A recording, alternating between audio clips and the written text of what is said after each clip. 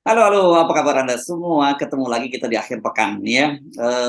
Kita akhir pekan kudunya, seperti biasa saya selalu ngomong gitu, kudunya kita ngomongin hal yang rileks-rileks itu.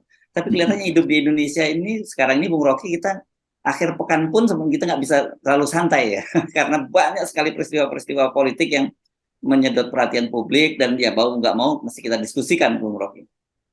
Ya, semua peristiwa politik harus kita diskusikan secara mendalam terutama karena kenapa mesti mendalam? Karena politik kita sekarang makin lama makin dangkal gitu. Dan kesempatan untuk berdebat soal politik menjelang 2024 sepertinya hilang karena ini saya ada di Gunung Pancar itu dan tadi malam diskusi dengan mahasiswa tentang bisa nggak debat politik itu bermutu.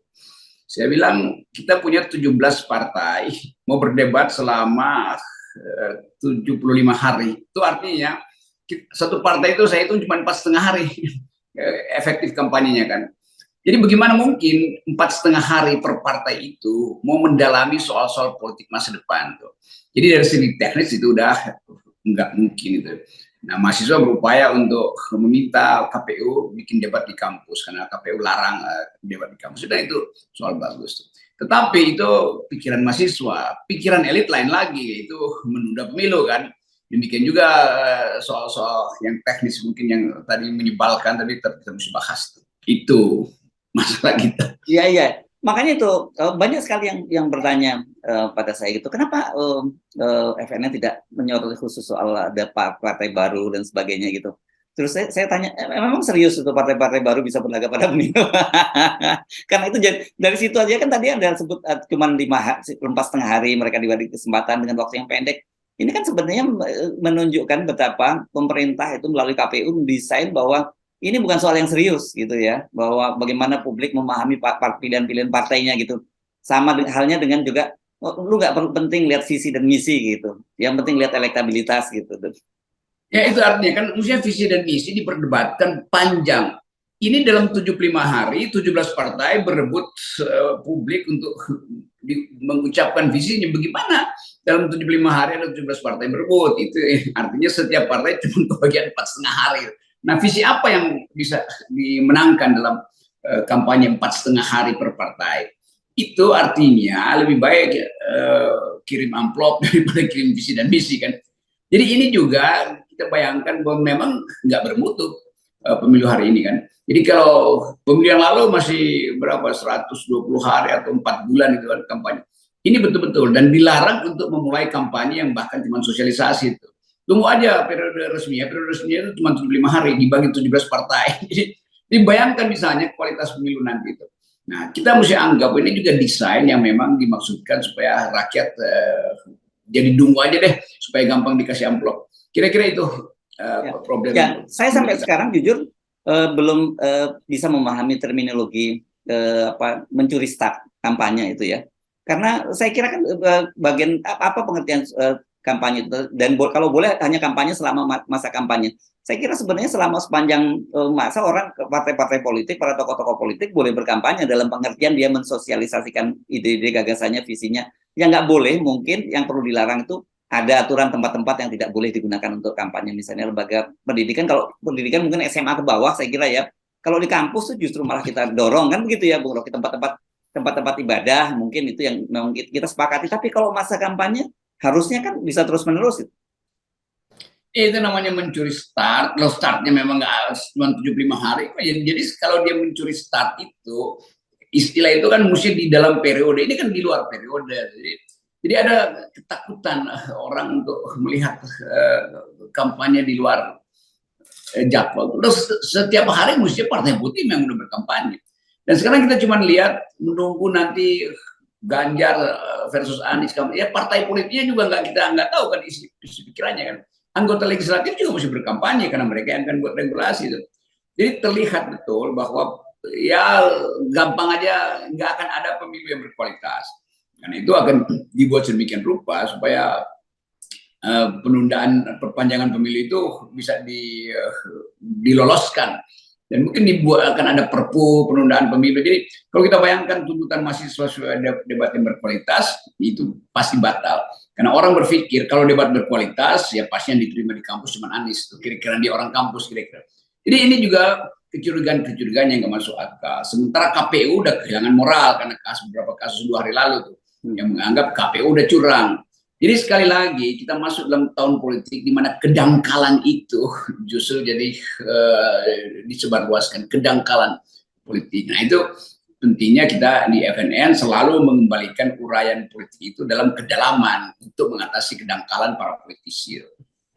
Nah kan ini ada yang sangat kritis melaporkan Anies Baswedan karena dianggap mencuri start, dan kemudian Bawaslu sih menilai ini belum adalah mencuri start, tapi secara etika saja dianggap yang tidak tepat. Bagaimana halnya dengan para pejabat publik yang menggunakan berbagai fasilitas negara itu justru untuk sosialisasi dia, yang sebenarnya walaupun dia tidak menyebut sebagai capres, dia juga akan jadi capres atau cawapres.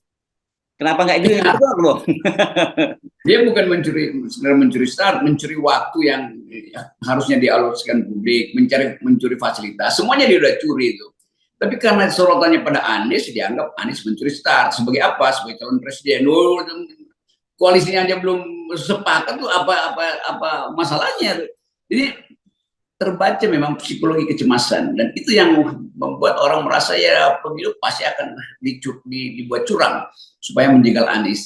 Jadi kita selalu waspada bahwa penundaan pemilu itu sebetulnya hanya untuk menjegal Anies supaya nanti kalau pemilunya selesai ditunda, Anies sudah mengalami delegitimasi. Nah, delegitimasi itu dimulai dari Jakarta tuh. Kegiatan pejabat gubernur setiap hari ditugasin untuk jelekin Anies tuh. Bukannya dia berupaya untuk cari calon untuk dia usung, ini calon yang ada bisa dia jelekin kan di situ curangnya tuh sistem. Tapi dia nanti ya akan ada apologi itu, bukan itu maksudnya, jelas itu maksudnya. Ya kemarin kan Anda sudah berkali-kali mengingatkan Pak Gubernurnya, karena kan ngomong Anda tadi singgung itu Pak PJ Gubernur Heru Budi ini ya, sudahlah nggak usah bikin macam-macam, namanya juga dia pejabat sementara gitu ya, yang apa kalau anak muda sekarang nyebutnya gubernur giveaway gitu.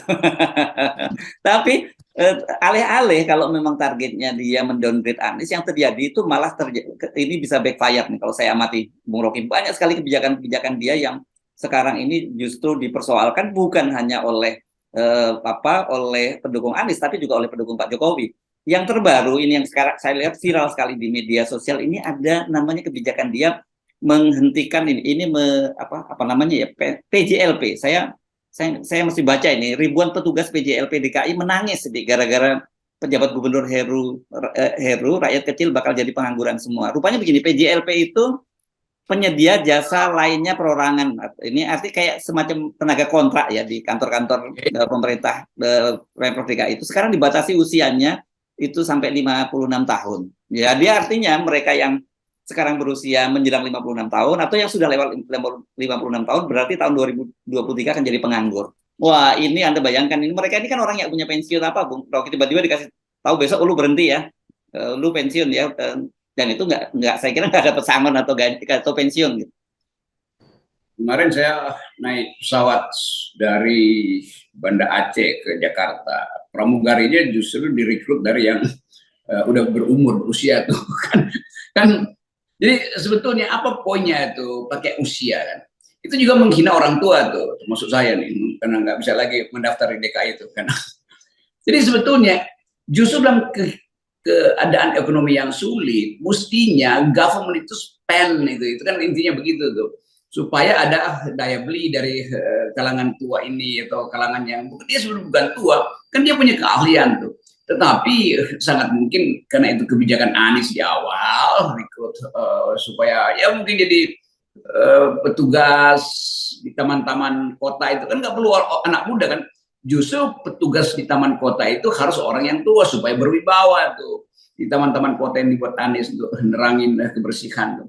Jadi kelihatannya Pak pejabat gubernur ini dia bypass aja semua yang berbau Anies, dia mau hilangkan, dan itu tadi backfire-nya terjadi itu karena orang nggak simpati lagi kan, padahal dalam keadaan ekonomi yang buruk harusnya lowongan kerja itu dibuka bukan dihalangi.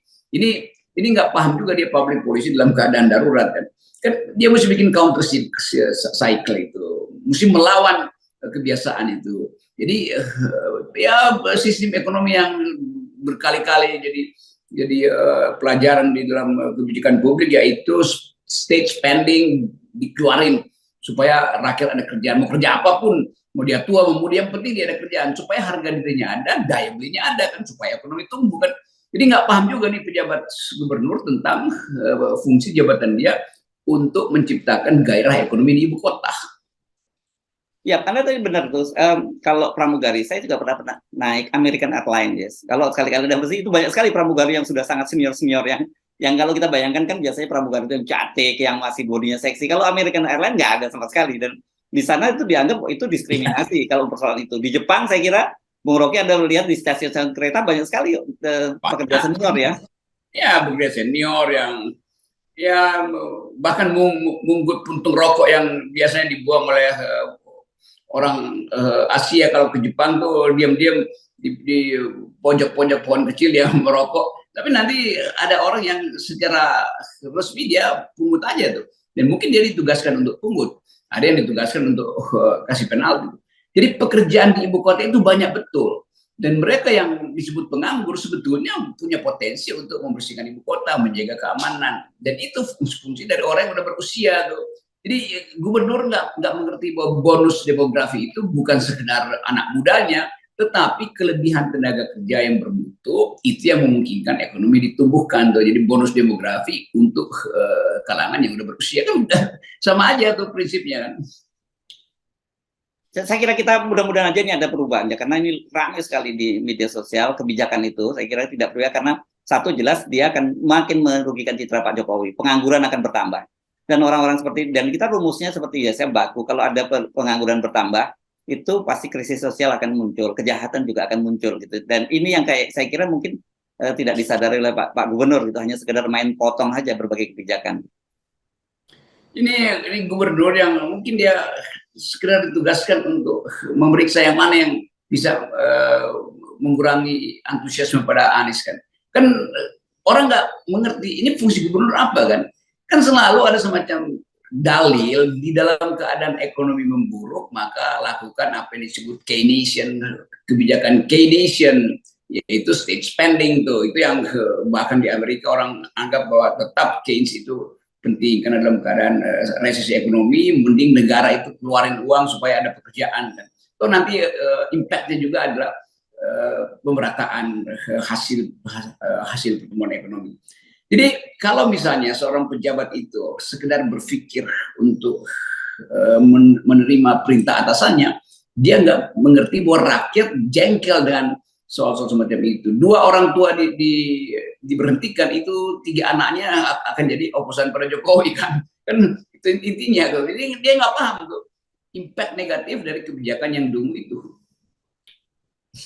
Tapi ternyata gini, kemarin dia ditanya dalam sebuah forum rupanya di Pemprov DKI, ditanya oleh Wakil Ketua KPK Alexander Marwata, apakah Pak Heru itu akan maju pada Pilkada 2024? Menurut dia enggak, dia berhenti cari orang yang lain saja lah, kata dia. Ini sangat berat ternyata menjadi Gubernur DKI Jakarta itu. Ya itu memang artinya kalau dia berpikir dia mau maju, dia akan pulihkan citra dia sebelum maju. Jadi kalau dia nggak mau maju, ya memang dia cuma disuruh untuk menghalangi Anies kok. Jadi kesimpulannya begitu. Dia mau maju nggak mungkin, karena itu mending dia halangi Anies untuk maju kan. Jadi bagian-bagian dangkal dari politik justru diperlihatkan di pusat pemerintahan ibu kota kan. Kan itu kan. Kita mau ingin supaya Pak Heru itu maju aja, karena itu bikin reputasinya. Tapi mungkin juga skrupnya sampai di situ aja tuh, timernya sampai di situ. Timer Anda cuman sekian bulan dan manfaatkan itu untuk membuat Anies jadi buruk citranya di DKI. Kira-kira itu kan. Itu sayang sekali itu kalau di remote dengan soal dendam aja. Oke, baik. Terima kasih Bung Rocky. Kita nanti lanjutin lagi kita ngobrol ya dengan topik-topik yang berbeda. Tapi sekali lagi kita tetap mengawal praktek-praktek politik Indonesia, etika politik di Indonesia dengan startnya kita mulai dengan 0%. Ya, kalau mau maju bermutu mulai dari 0%. Oke.